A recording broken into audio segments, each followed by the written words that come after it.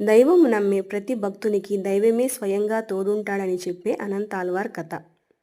అనంతాళ్వార్ గొప్ప వైష్ణవ భక్తుడు. ఒకానొకప్పుడు అనంతాళ్వార్ తన భార్యతో కలిసి తిరుమలకి వచ్చి తానే స్వయంగా పుష్పవనాన్ని పెంచాలని నిర్ణయించుకున్నారు.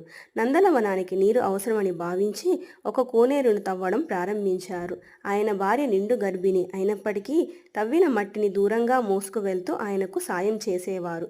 వారి కష్టాన్ని చూసిన వెంకటేశ్వర స్వామి ఒక పసిబాలుడి రూపంలో వచ్చి అనంతాళ్వార్ భార్యకు సాయం చేస్తానని ముందుకు వచ్చారు. ఆ బాలుడు అనంతాళ్వార్ భార్యకు సాయం చేయడం చూసిన అనంతాళ్వార్కి చాలా కోపం వచ్చింది. ఆ కోపంతో ఆయన చేతిలో ఉన్న గుణపాన్ని బాలుని మీదకు విసిరారు. అది ఆ బాలుని గడ్డంకి గుచ్చుకొని రక్తం వచ్చింది.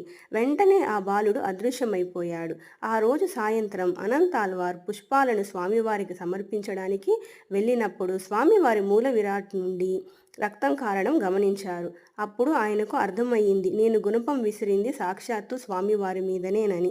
ఎంతో దుఃఖించి పచ్చకర్పూరం స్వామివారి గడ్డానికి అద్దారు. అప్పటి నుంచి స్వామివారు ఈ పచ్చకర్పూరం గుర్తు తన గడ్డంపై శాశ్వతంగా ఉంటుందని అనంతాళ్వార్ని ఆశీర్వదించారు.